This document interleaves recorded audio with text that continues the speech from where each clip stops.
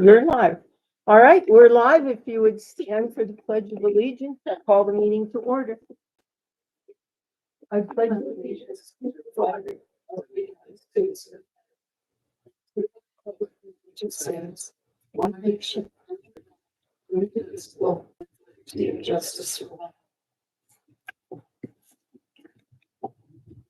Okay, Darcy, if you'd like to do the roll call. Baker. Here. Kuhn. Here. Dryden.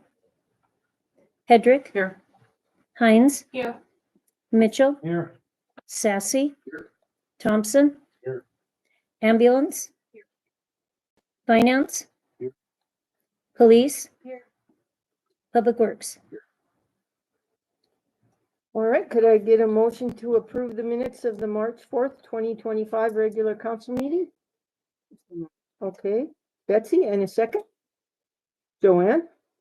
All in favor of approving the minutes of the March 4th, 2025 council meeting, say aye.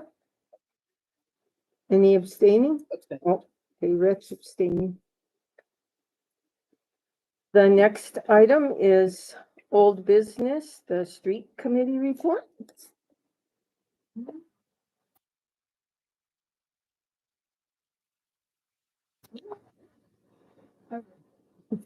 Okay. Street committee met on Wednesday, February 12th.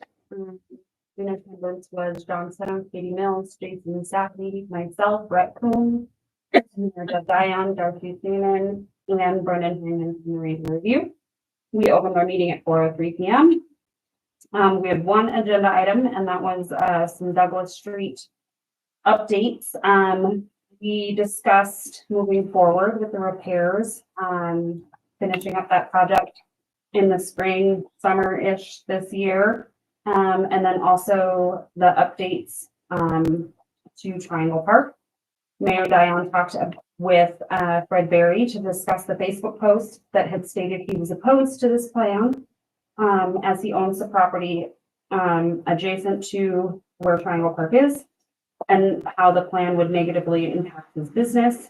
Fred was surprised by these rumors, as he is in favor of the plan. We discussed the changes and updates will help direct traffic towards Fall Street Bridge.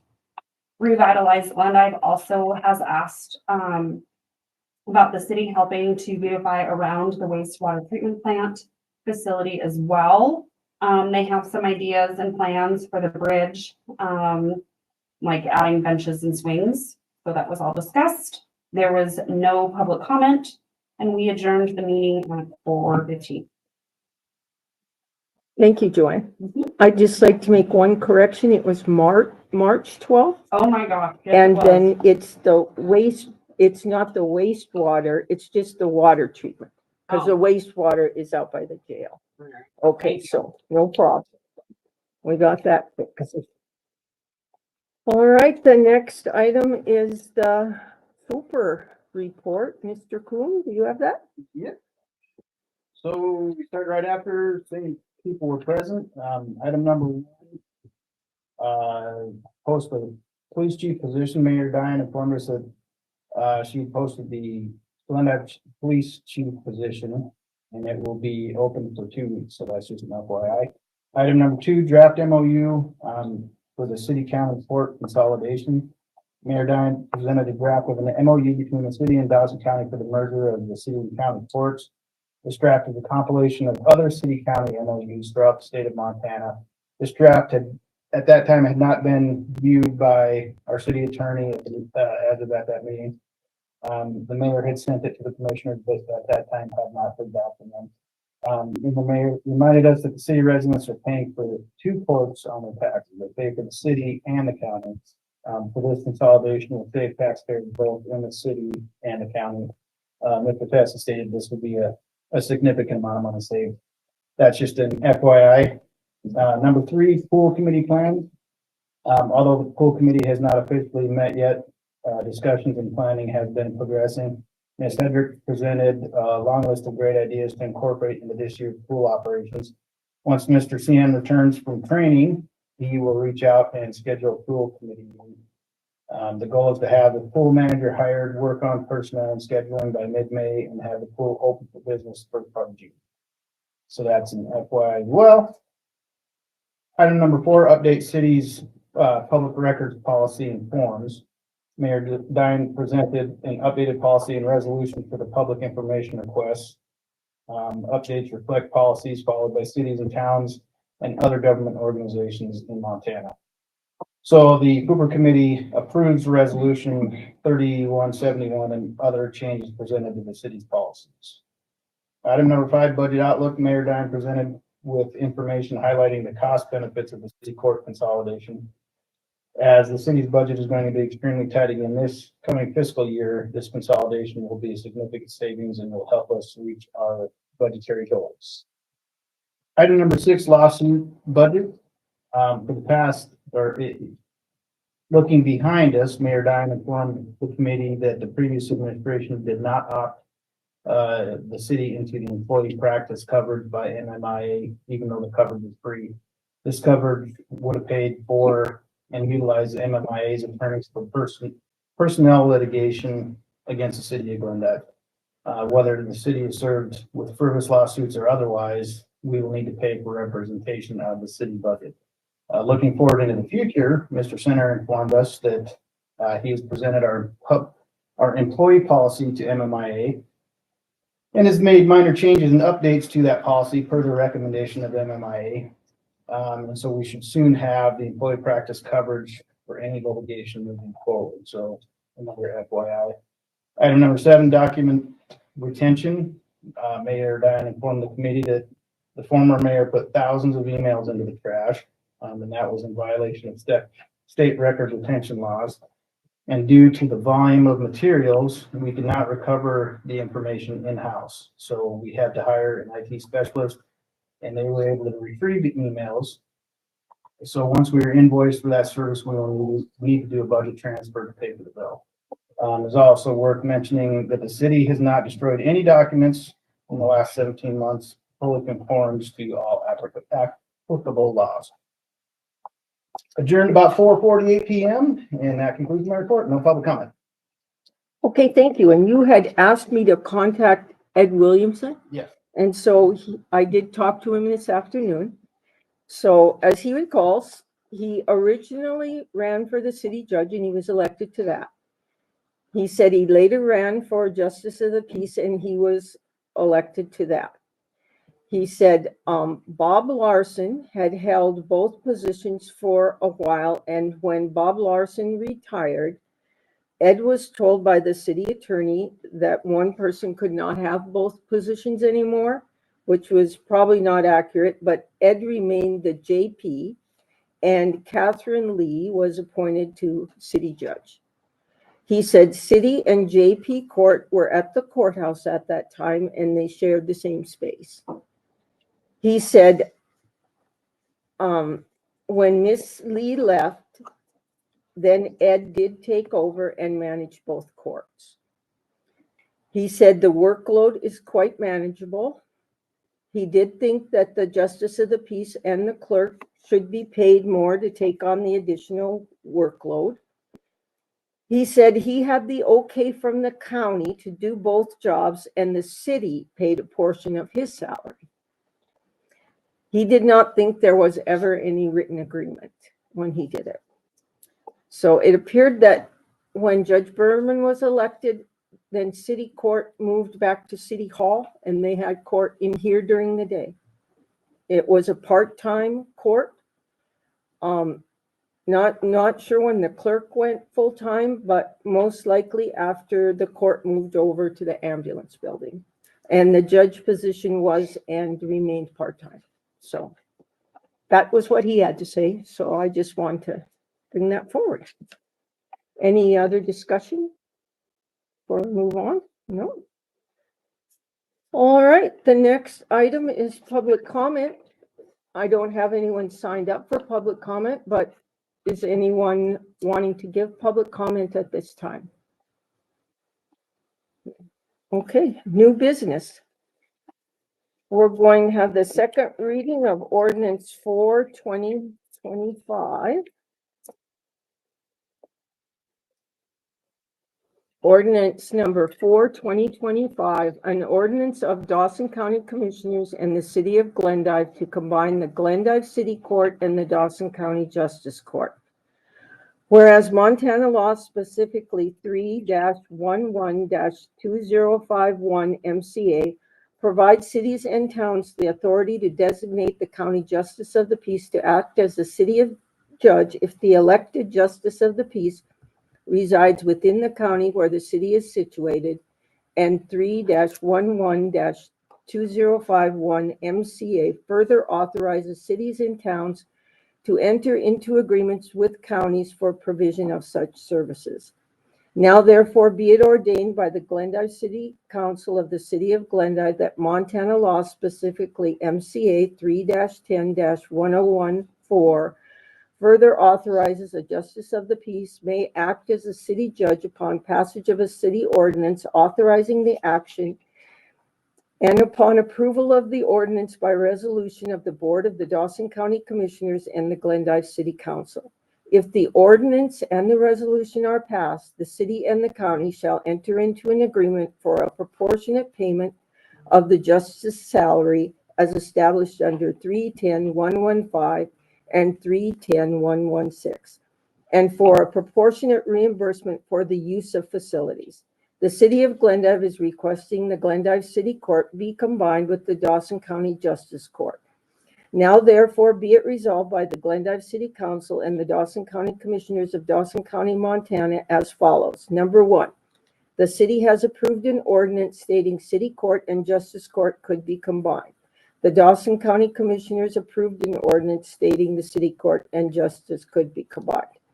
Number 2, an interlocal agreement to determine the costs and procedures will be approved by both parties. Okay. So could I get a motion for that? Probably should have got it before I read it. Thank you, Doug. And a second? Okay. Jason? Any discussion about it? All right, because it is an ordinance, we'll have to do a roll call vote. Baker, Aye. Kuhn, Aye. Hedrick. Aye. Hines, Hi. Sassy, Aye. Thompson, Aye. Mitchell. Aye. Motion passes 7-4, 0 against. All right. The next item is to approve resolution 3171. Could I get a motion for that? Okay, and it looks like Clyde seconded it. Correct. Thank you. Thank you. All right, so I will read the resolution. Resolution number 3171, a resolution establishing fees for Freedom of Information requests and requirement for prepayment. Whereas the City of Glendive recognizes the importance of transparency in government and the public's right to access public records as provided under the Montana Public Records Act, and whereas the City of Glendive has determined the need to establish reasonable fees for the processing of Freedom of Information Act requests to cover costs related to staff time, materials, and other associated expenses in accordance with the law, and whereas to ensure the efficient processing of Freedom of Information requests, the City of Glendive has determined that prepayment of fees will be required before the processing of said request. Now therefore be it resolved by the City of Glendive as follows. Number 1, fees for Freedom of Information requests. The following fees shall apply for the processing of Freedom of Information requests.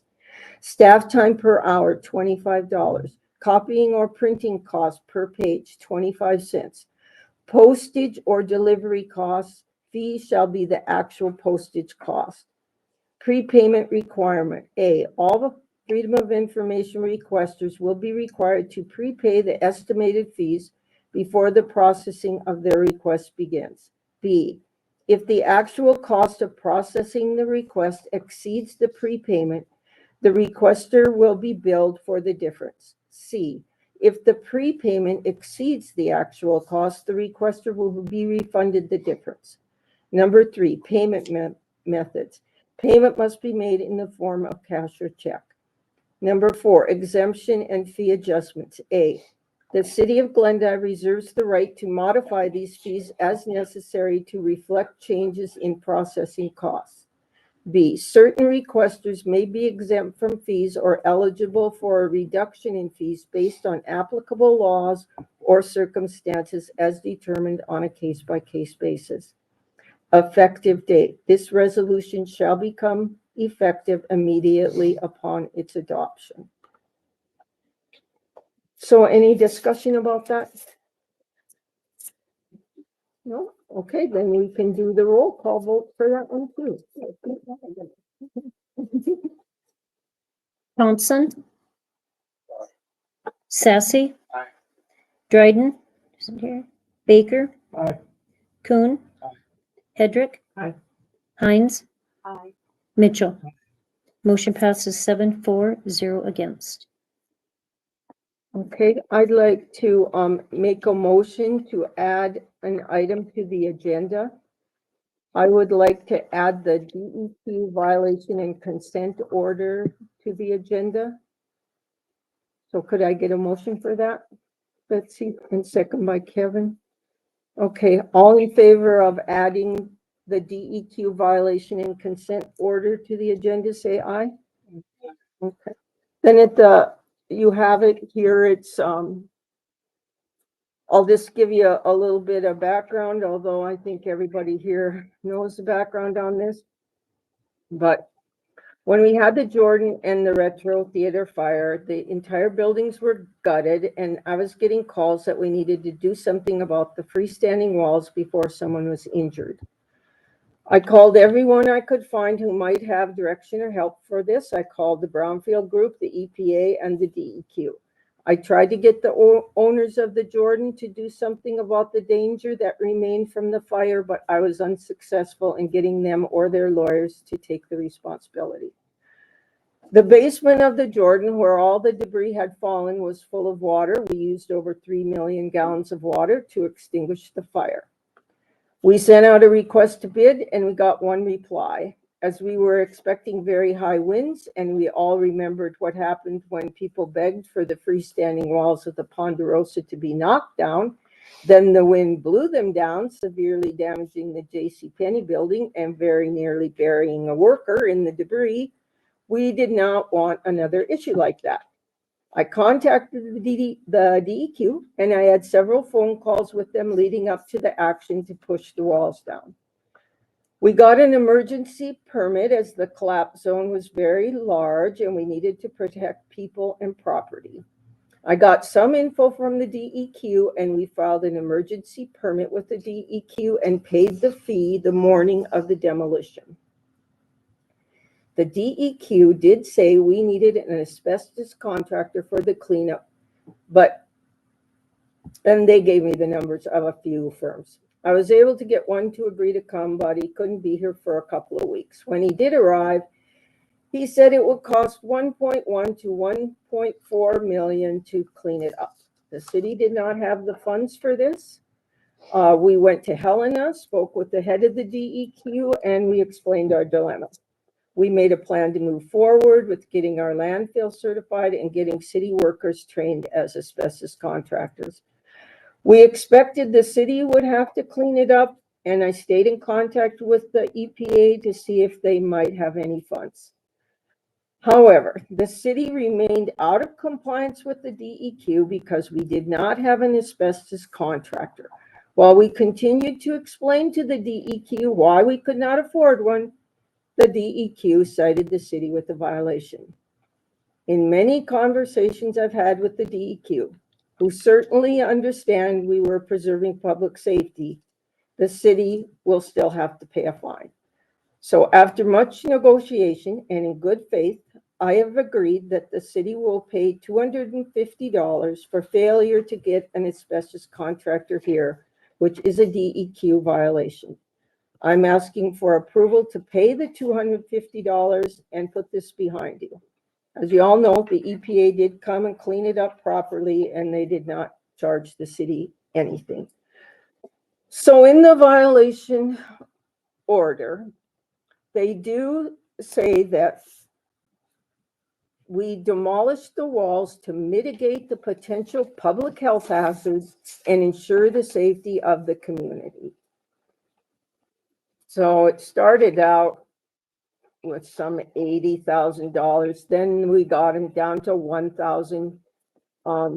Anyway, they are exercising their enforcement discretion and are suspending all the fines but the $250 penalty.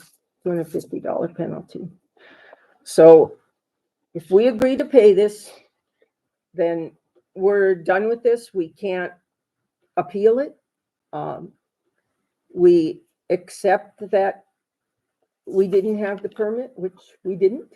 So I feel that this is probably the best deal we're going to get. And so I'm just asking for a vote to, we'll pay it in our next claims. And we could put this behind us. Yeah. So any other discussion about it? No. Okay, so all in favor of, Did you get a second, a first and a second? oh, did I? When I first started talking about it? No. We added it to Oh, we added it to the Right. agenda as a first and second. Okay.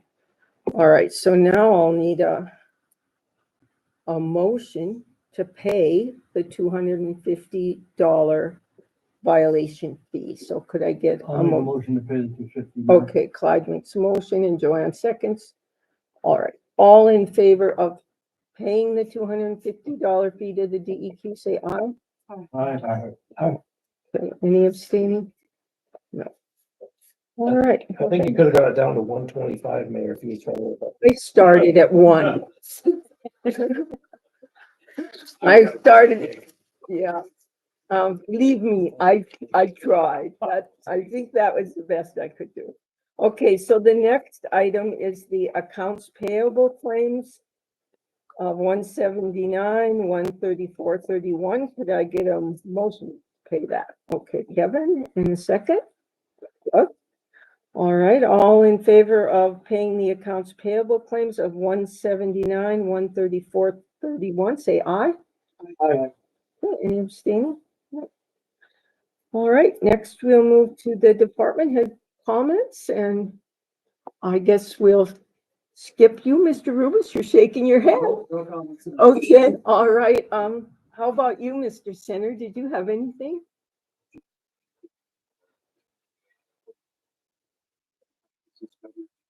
They have signed off on the changes to our personnel policy. So I think we're planning to present those to the personnel committee on Monday. And then it'll come to the full council on April 1st for approval. And then my understanding is all we have to do is send them the final approved copy to MMIA, and very, very shortly we should have it done. Thank you for doing that. All right. Did you have anything, Mr. Cian? Suppose. Guys been busy, so a little short. So cover doing a bunch of work at the landfill, getting some from the scale and getting that. Sweepers going out. If you go around town, you should come to see a few places where it's going. Been cleaning up leaves in the park, been working on the budget. We got trees in the alleys cleaned up. We got new tires on the graders, so cleaning up a few alleys. Been busy. Anybody have any questions? Well, that's the health stuff, those look pretty good. Thanks. Well, not that I did any of it, but I'll let you guys know. Yeah, it's gonna look good. You don't have to worry about somebody falling in that pit. Oh, what pit? Yeah, I got a picture of that scale, and it's that. It's something right, let's get ready to do it, so. Yeah, Tyler showed me pictures. Did he show you pictures? Okay, so you. Well. Yep, she's gonna look good. All right, then how about you, Miss Mills? Nothing today. And anything from you, Mary Jo? All right, thank you. Well, the city court report is in your packet. The ordinance committee will meet on March 24th at 4 p.m.